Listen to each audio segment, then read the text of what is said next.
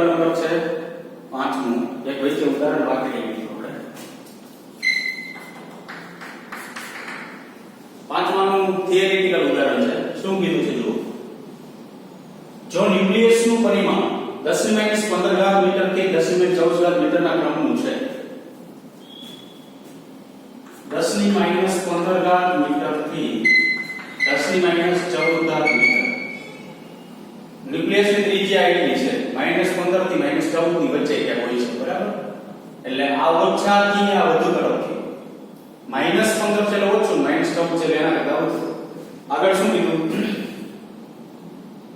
વધારીને એક તીક્ષ્ણબિંદુની અણી જેટલી કરવામાં આવે તો પરમાણુનું અંદાજિત પરિમાણ શું હોઈ શકે ન્યુક્લિયસ કોને કહેવાય તો કે ધારો કે એક પરમાણુ છે આ એનું શું કેન્દ્ર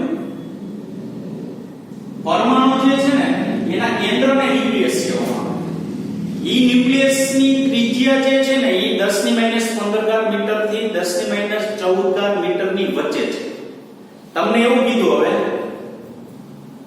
કે પરમાણુ જે છે ને તેનું ન્યુક્લિયસ પહેલી વસ્તુ આપણે પરમાણુ જોઈ શકતા નથી તો ન્યુક્લિયસ તો આપણે જોઈ જ ન શકીએ હવે તમારે શું કરવાનું છે તો કે પરમાણુ જે છે ને એનું ન્યુક્લિયસ તમારે સોયની અણી જેટલું કરવાનું છે તો ધારી લીધું કે આટલો મોટો એક પરમાણુ છે તો આવો મોટો પરમાણુ હોય ને તો જ એનું ન્યુક્લિયસ સોયની અણી જેટલું થાય એટલે આ પોઈન્ટ દેખાય ને સોયની ધારો કે શું છે અણી છે બરાબર તો એક પરમાણુ છે એનું ન્યુક્લિયસ આટલા ક્રમનું હોય છે પણ એ કેટલા ક્રમનું મારે કરવું છે યાદ રાખજો કેટલા ક્રમનું કરવું છે 100 ની અણી જેટલું કરવું છે આગળ જોઈએ p ની અણીનો વિસ્તાર 10 ની -5 થી 10 ની -14 મીટરના ક્રમનો ધારો 10 ની -5 મીટર થી 10 ની -4 મીટર ધારો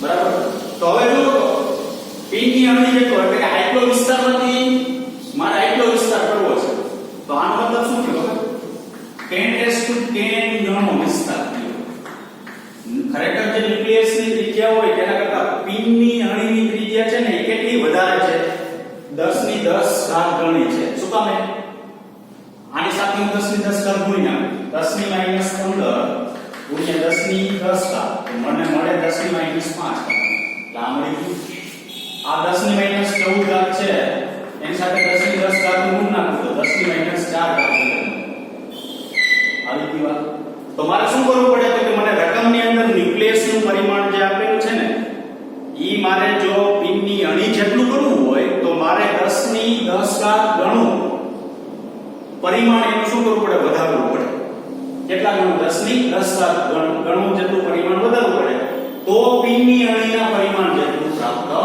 થાય હવે મારે જો હવે ન્યુક્લિયસનું પરિમાણ મને એટલું મળે ને ત્રિજ્યા 10 ની -5 ઘાત થી 10 ની કેટલી 4 ઘાત છે તો મારે એવું કહેવાય કે હવે જે ન્યુક્લિયસ મળે છે ને p ની અણી જેટલું મળે છે સોલ્યુશન જોઈએ ન્યુક્લિયસનો માપક્રમનો વિસ્તાર 10 ની -15 ઘાત થી 10 ની -14 મીટરના ક્રમનો છે p ની અણીનો માપક્રમ 10 ની -5 થી 10 ની -4 મીટર જેટલો છે એટલે કે માપક્રમ 10 ની 10 ગણો કરવો પડે આટલો માપક્રમ વધારવો પડે તો p ની અણી જેટલું માપક્રમ થાય આગળ લગભગ 10 ની -10 મીટરના પરિમાણના પરમાણુનું પરિમાણ વધારીને 1 મીટર કરવાનું છે એટલે 10 ની 10 ઘાત વધારવો એટલે એનો મતલબ શું તો કે તમારી પાસે કોઈ 10 નું -10 ઘાત મીટર પરિમાણ હોય ને એમાંથી તમારે કેટલું કરવાનું 1 મીટર એટલે આ ખરેખર ન્યુક્લિયસનું પરિમાણ છે અને આ p નું પરિમાણ તો કેવા શું માંગે છે ખબર છે કે તમારી પાસે જો ન્યુક્લિયસનું પરિમાણ 10 ની -10 ઘાત મીટર હોય ને એમાંથી તમારે કેટલું વધારવાનું 1 મીટર જેટલું વધારવાનું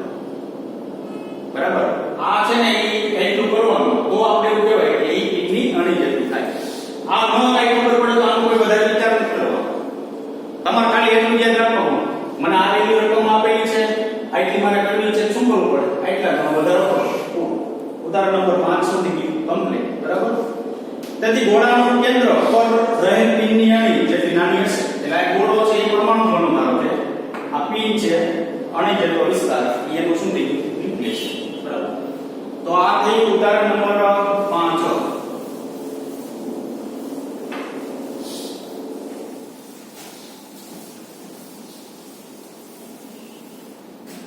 ઉદાહરણ બધા કમ્પ્લીટ થઈ ગયા હવે આગળ જઈએ તો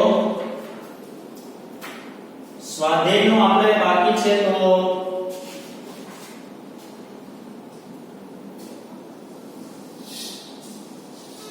21મો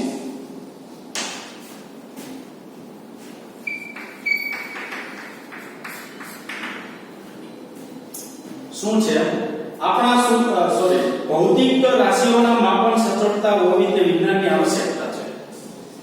કોઈ પણ તમે માપન કરતા હોય, લંબાઈ માપો, પહોળાઈ માપો, ઊંચાઈ માપો, ત્રિજ્યા માપો, વ્યાસ માપો, એમાં માપ સચોટ હોવું ને એ ભૌતિક વિજ્ઞાનની એક આવશ્યકતા છે. કે આવશ્યકતા છે એટલે એનો મતલબ શું કે સાચું માપ હોવું એક જરૂરી છે. બરાબર. આગળ ઉદાહરણ તરીકે કોઈ વિમાનની ઝડપ નક્કી કરવા માટે ખૂબ જ સૂક્ષ્મ સમય અંતરાલ લોએ તેના સ્થાન નક્કી કરવા માટે ચોક્કસ પદ્ધતિ હોવી જોઈએ. વિમાનની ઝડપ નક્કી કરવા માટે સૂક્ષ્મ સમયની નોંધ લેવી પડે એવું કીધું, અને સ્થાન નક્કી કરવા માટે સૂક્ષ્મ સમયની નોંધ લેવામાં આવે છે. પછી શું કીધું આગળ? ખૂબ જ સૂક્ષ્મ સમય અંતરાલે તેના સ્થાન નક્કી કરવા માટે ચોક્કસ પદ્ધતિ હોવી, કંઈક ચોક્કસ પદ્ધતિ હોવી જોઈએ. એટલે આપણી પાસે કંઈક સાધનો એવા હોવા જોઈએ કે તમે એનું સ્થાન નક્કી કરી શકો, એનો વેગ નક્કી કરી શકો, કેટલો સમય કેટલી સ્પીડે ઉડે છે એ અહીંથી પૃથ્વીની સપાટી પરથી બેઠા બેઠા જોઈ શકો. આગળ શું કીધું છે? બીજા વિશ્વયુદ્ધમાં રડારની શોધ પાછળ આ પ્રયોજન હતું. બીજા વિશ્વયુદ્ધમાં જ્યારે રડાર બનાવવામાં આવી ને ત્યારે એનું પ્રયોજન આ જ હતું કે કેટલા સમયથી કેટલા સ્પીડથી ઉડે છે, કેટલો એનો વેગ છે, અને કેટલા સમયની અંદર ક્યાં પહોંચી શકે રડાર. બરાબર. આધુનિક વિજ્ઞાનમાં એવા જુદા જુદા ઉદાહરણો વિશે વિચારો કે જેમાં આપણે ઉદાહરણ વિચારવાનું છે. જો તમને ઉદાહરણ વિચારવાના કીધા, હું અહીંયા જે લખું છું ઉદાહરણ એ લખવા તમારે ફરજિયાત નથી. તમે કોઈ પણ ઉદાહરણ આપી શકો. આધુનિક વિજ્ઞાનની અંદર એવા બીજા બે ઉદાહરણ જુદા જુદા વિચારો કે જેમાં લંબાઈ, સમય, દ્રવ્યમાન વગેરે સચોટ માપની આવશ્યકતા હોય કે એવા તમે ઉદાહરણ વિચારો કે તેની અંદર તમે સચોટ રીતે લંબાઈ માપી શકો, સચોટ રીતે દ્રવ્યમાન માપી શકો અને સચોટ રીતે સમય માપી શકો. એવું તમને આપેલું છે. જો કે આ ઉપરાંત શક્ય હોય ત્યાં સચોટ અને માત્રાત્મક વિચારો આપી શકો. ક્યાંય એવું બને કે તમે ઉદાહરણ આપી શકો તેમ નથી. ધારો કે શું ઉદાહરણ આવે ને આપને ખબર નથી, તો એના તમે વિચારો રજૂ કરો કે લગભગ આવું જો કઈ હોય તો આવું તમે કરી શકો. બરાબર. આ થિયરિટિકલ પ્રશ્ન છે, હું બોર્ડ ઉપર લખાવી નાખું છું, તમે લખી નાખજો. એ પ્રમાણે આપણે યાદ રાખવાના છે.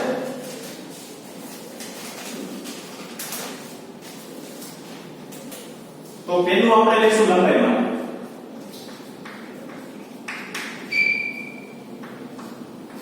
શું છે?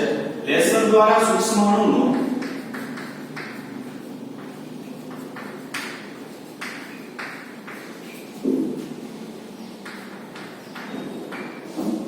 પરિમાણ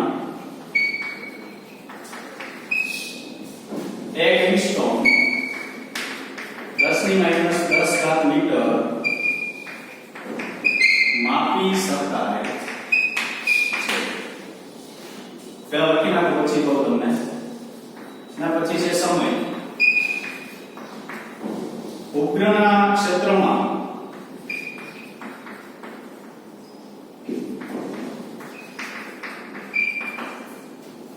એક માઇક્રોસેકન્ડનું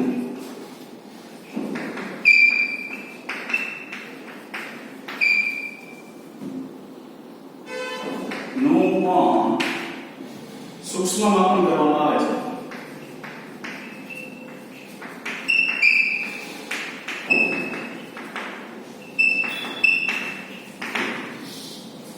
દ્રવ્યમાન વિજ્ઞાન ભૌતિક વિજ્ઞાનમાં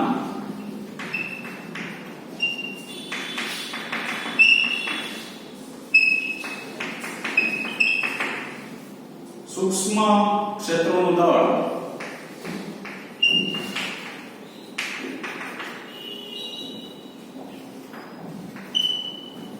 માસ સ્પેક્ટ્રોગ્રાફ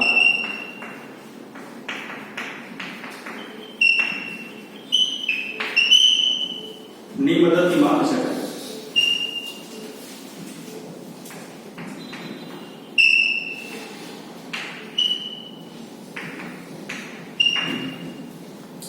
ઉદાહરણ આપવાનું કીધા. પહેલું શું કીધું? લંબાઈ માટે શું લીધું? લેસર લીધું. લેસર પ્રકાશ, લેસર બીમ આગળ આપણે આવશે બાદમાં ધોરણમાં. સૂક્ષ્મનું પરિમાણ માપી શકાય છે. તો અમુક ધારો કે માઇક્રોસ્કોપ છે એની અંદર લેસર બીમનો ઉપયોગ થતો હોય અને એની અંદર તમે કોઈ પણ પરિમાણ છે ધારો કે ઓછામાં ઓછું પરિમાણ 10 ની -10 મીટર સુધીનું છે એ માપવું હોય તો તમે માપી શકો. એટલે એના માટે મેં ઉદાહરણ દીધું. સમય બચે શું કે ઉગ્રના ક્ષેત્રમાં એક માઇક્રોસ્કોપનું પણ સૂક્ષ્મ માપન કરવામાં આવે છે. ઉગ્ર જ્યારે છોડવામાં આવે ને ત્યારે નીચેથી માઇક્રોસ્કોપ દ્વારા સૂક્ષ્મ માપન શું કામ કરવામાં આવે? કારણ કે કોઈ કક્ષાની અંદર અસંખ્ય ઉપગ્રહો પરિભ્રમણ કરતા હોય છે. બરાબર? તો અસંખ્ય પરિભ્રમણ કરતા હોય તો એક ઉપગ્રહ જે છે બીજા ઉપગ્રહ સાથે ટકરાવવો જોઈએ નહીં. તો અહીંથી એવા સમય છોડવામાં આવે કે એટલા સમયમાં ઈ બે ઉપગ્રહ ગતિ કરતા હોય કે વચ્ચે ઈ ગોઠવાય જાય. એટલે સૂક્ષ્મ માપન કરવામાં આવે છે. દ્રવ્યમાન ન્યુક્લિયર ભૌતિક વિજ્ઞાનમાં સૂક્ષ્મ ક્ષેત્રો જેનું દળ માસ સ્પેક્ટ્રોગ્રાફની મદદથી માપી શકાય છે. મેં તમને કીધું હતું માસ સ્પેક્ટ્રોગ્રાફ કે એની અંદર જ્યારે સૂક્ષ્મ વિદ્યુતભાર ગતિ કરે ત્યારે વર્તુળની ગતિ કરે. આ એની ત્રિજ્યા છે હૃદયના કેવો હોય છે? સમપ્રમાણમાં હોય છે. આ ભાગ જે છે એનો છે ન્યુક્લિયર ભૌતિક વિજ્ઞાનમાં સૂક્ષ્મ ક્ષેત્રો જે છે એનું દળ માસ સ્પેક્ટ્રોમીટરની અથવા સ્પેક્ટ્રોમીટર અથવા ગ્રાફની મદદથી માપી શકાય. બરાબર? તો આ ત્રણ વસ્તુ જે આપેલી છે એ આપણે આ પ્રમાણે રાખવાની છે. આગળ જોઈએ સ્વાધ્યાયનો છે 22મો દાખલો.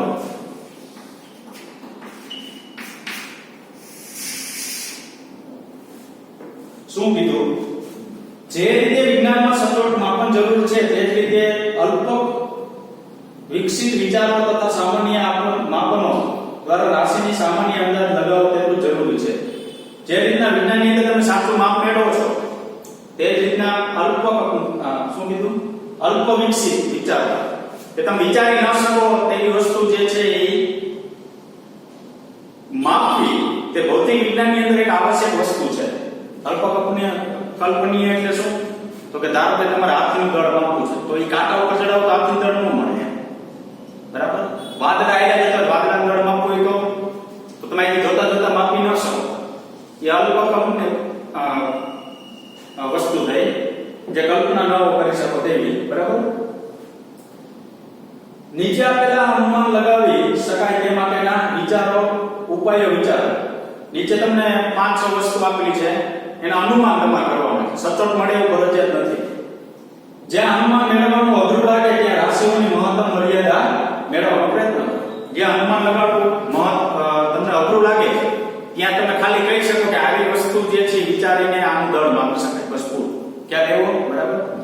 તો પહેલું સૌથી આપેલું છે વરસાદ ઋતુના સમયમાં ભારત ઉપર છવાયેલ વરસાદી વાદળોનું કુલ દ્રવ્યમાન. વરસાદ ઋતુનો સમય હોય અને ભારત ઉપર કેટલા વાદળા છવાયેલા છે સમય એટલે ચોમાસું 4 મહિના દરમિયાન સંકળાયેલા છે વાદળા એ તમારે ગોતવાનું છે. તો હવે જો એક વસ્તુ તમારે ધારવી પડે. શું ધારવું પડે? તો કે વરસાદ ઋતુ દરમિયાન ભારતની અંદર પડેલો કુલ વરસાદ સરેરાશ વરસાદ કેટલો? કારણ કે અહીં ગુજરાતમાં વધુ પડે, મહારાષ્ટ્રમાં ઓછો પડે, પાછો આમ તમિલનાડુ જાવ તો વધુ પડે. બરાબર?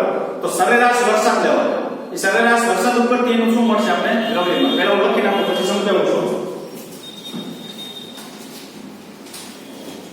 ધારો કે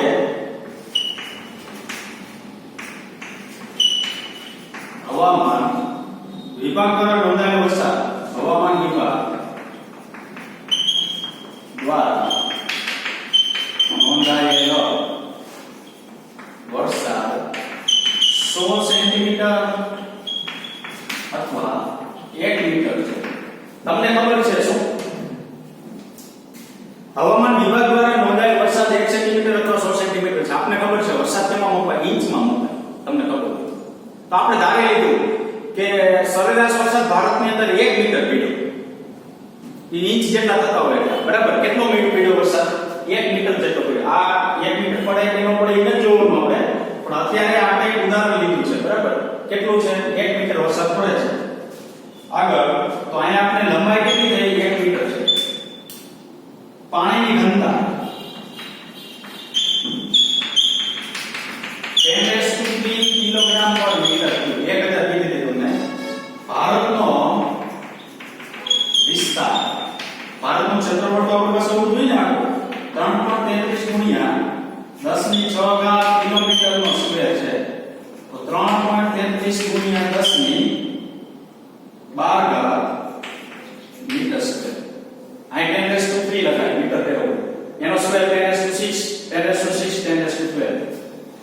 આગળ કુલ કદ b બરાબર a ઇન્ટુ શું થાય તો ક્ષેત્રફળ એટલે વિસ્તાર 3.33 ગુણ્યા 10 ની ઘાત લંબાઈ કેટલી લેવાની 1 મીટર તો ટોટલ કદ આપણે કેટલું મળે 3.33 ગુણ્યા 10 ની ઘાત તમારે જેટલો વરસાદ પડ્યો હોય એને તમે મૂકી શકો ભારતનો વિસ્તાર તો એટલો લેવાનો છે પાકિસ્તાનનો કે તો એનું ક્ષેત્રફળ લઈ લેવાનું છે ચીનનું કે તો એનું ક્ષેત્રફળ લઈ લેવાનું બરાબર પણ આ આપણે ભારતનું કીધું છે તો આપણે ભારત માટેનું ક્ષેત્રફળ યાદ રાખવાનું છે કે આપણે એવું બરાબર તો આટલું કદ મળશે આપણે તો વાદળાનું દળ ρ ઇન્ટુ l લખે ઘનતા બરાબર દળના છેદમાં સોરી ρ ઇન્ટુ v કદ તો ρ એટલે પાણીની ઘનતા 10^3 વાદળાનું કદ 3.33 ગુણ્યા 10 ની 1 મળે 12 તો અહીંયા થશે 3.33 ગુણ્યા 10 ની 15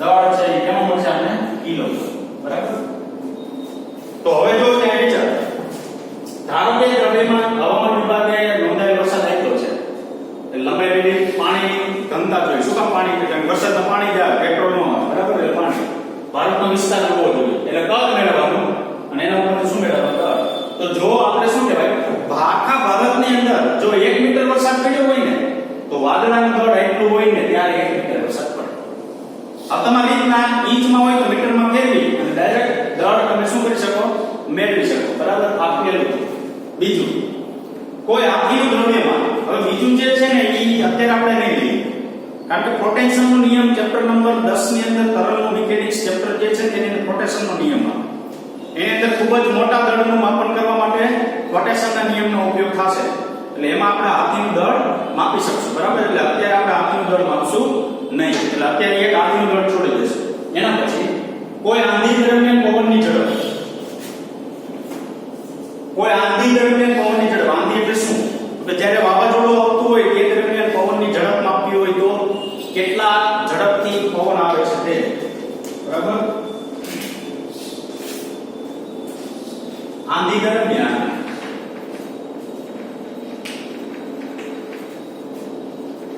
પવનની ઝડપ એનેમોમીટર દ્વારા માપવામાં આવે છે એનેમોમીટર દ્વારા માપવામાં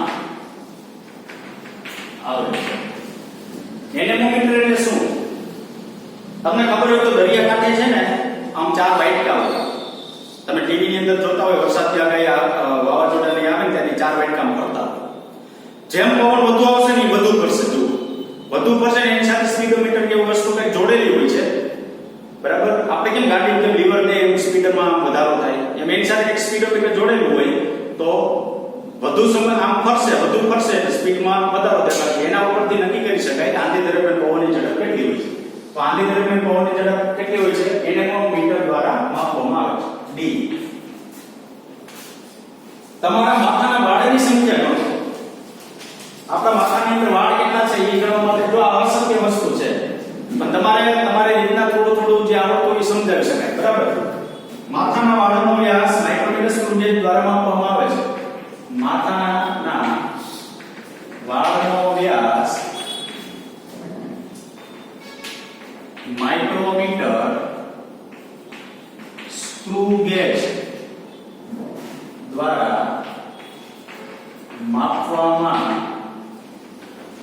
આવે છે વ્યાસ પરથી ત્રિજ્યા નક્કી કરી શકાય વ્યાસ પરથી ત્રિજ્યા નક્કી કરી શકાય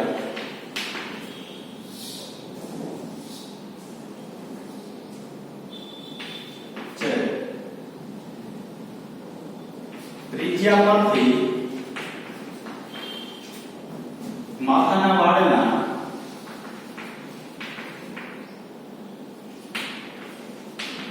આડછેદનું ક્ષેત્રફળ આટલું મળે માથાનો વિસ્તાર કેપિટલ A માથાના વાળની સંખ્યા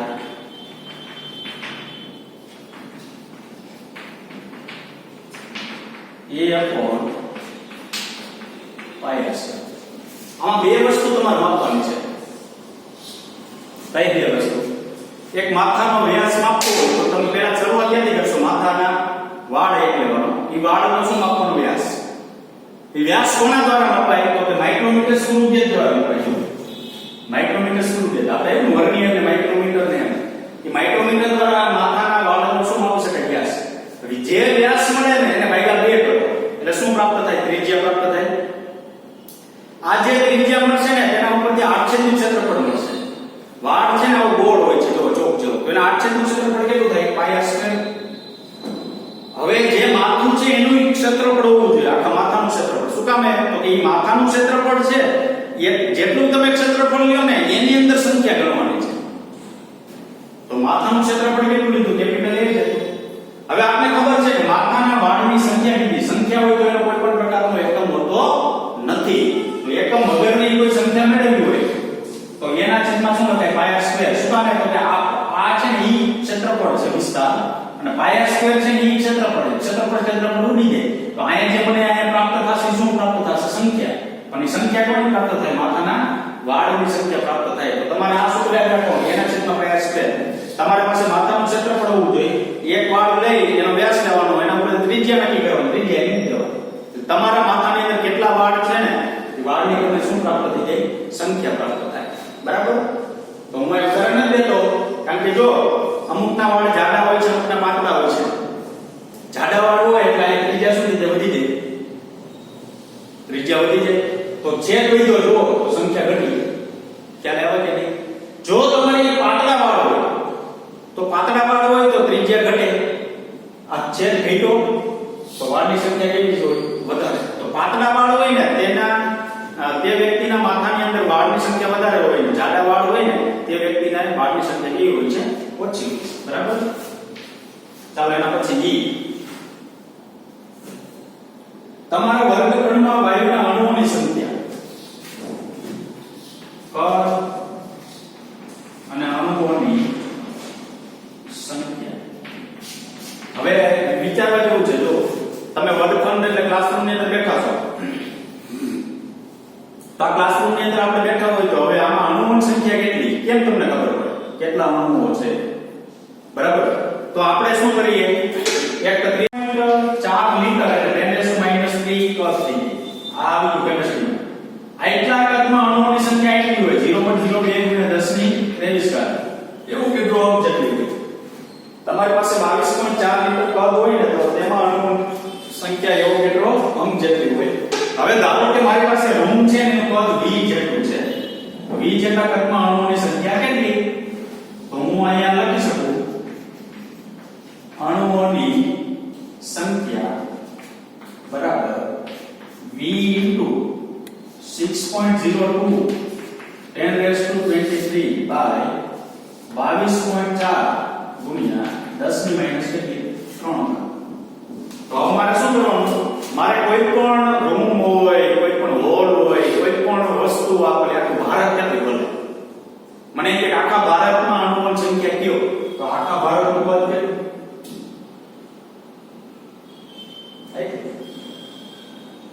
ખ્યાલ આવે? ઈ હું અહીં ગુણી દઉં, V ની જગ્યાએ મૂકી દઉં, આખા ભારતમાં અણુઓની સંખ્યા મને મળે. આપણે તો ખાલી રૂમ ની વાત કરી, તો આખા રૂમમાં અણુઓની સંખ્યા કેટલી? તો રૂમનું તમારી પાસે કદ હોવું જોઈએ. તો રૂમનું કદ તમે રાખી દો. તો જો રૂમનું કદ અહીં મૂકશો ને, બરાબર, એટલે આ તો બે એમના પર રાખવાનું. જે જવાબ મળે ને તમે જે પસંદ કરેલું કદ છે એમાં અણુઓની શું થઈ? સંખ્યા થઈ. ખ્યાલ આવ્યો? બરાબર? ચાલો આગળ વધીએ. એક મિનિટ.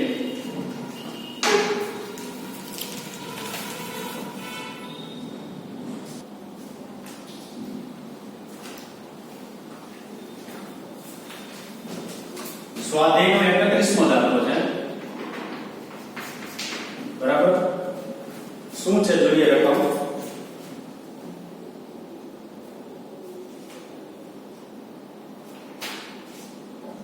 આપણા વિશ્વમાં આધુનિક ખગોળવિદો દ્વારા શોધાયેલ સૌથી દૂરનો પદાર્થ કેટલો દૂર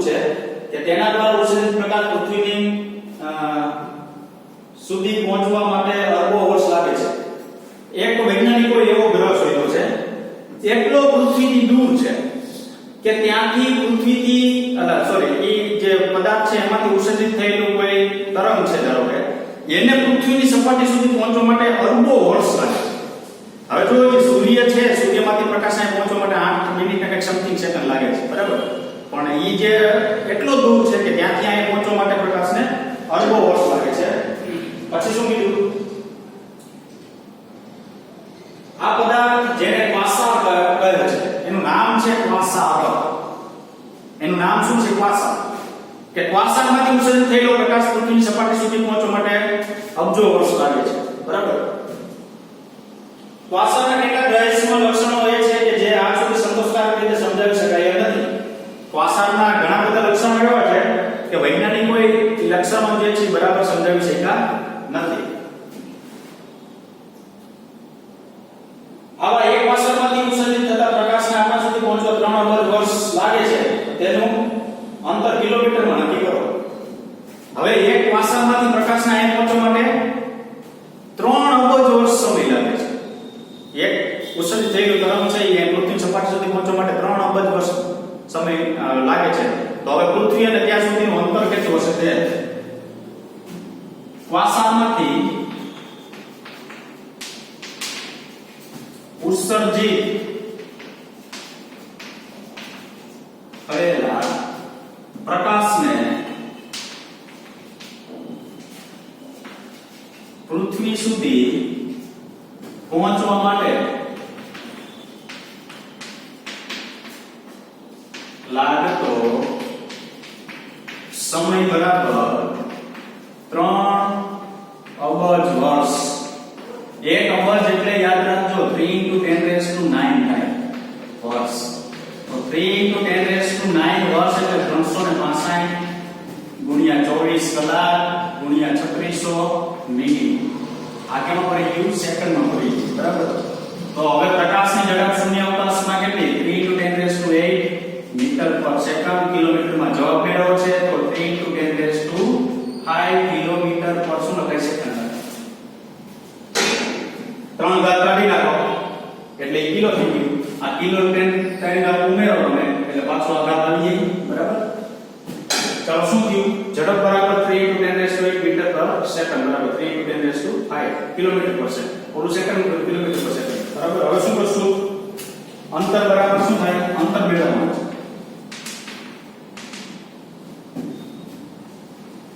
ઝડપ ગુણ્યા સમય. કારણ કે ઝડપ બરાબર અંતરના છેદમાં સમય. તો ઝડપ આપણી પાસે 3 × 10⁵ કિલોમીટર પ્રતિ સેકન્ડ. સમય છે 3 × 10⁹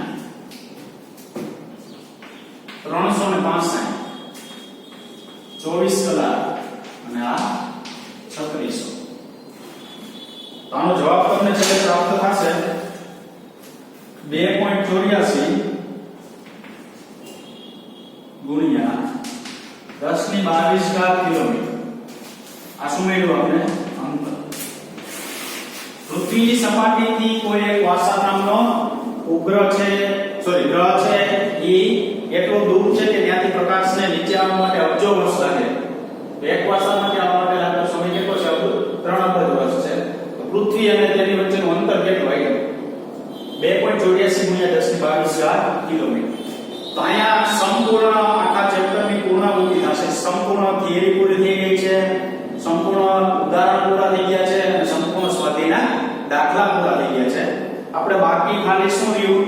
MCQ બાકી રહ્યા. ત્રુટિના અને સાર્થક અંકના. એમાં બીજા બધા પારિમાણિક સૂત્રના, લંબાઈ દળના, પૂરક એકમના બધા MCQ આપણે પૂરા થઈ ગયા છે.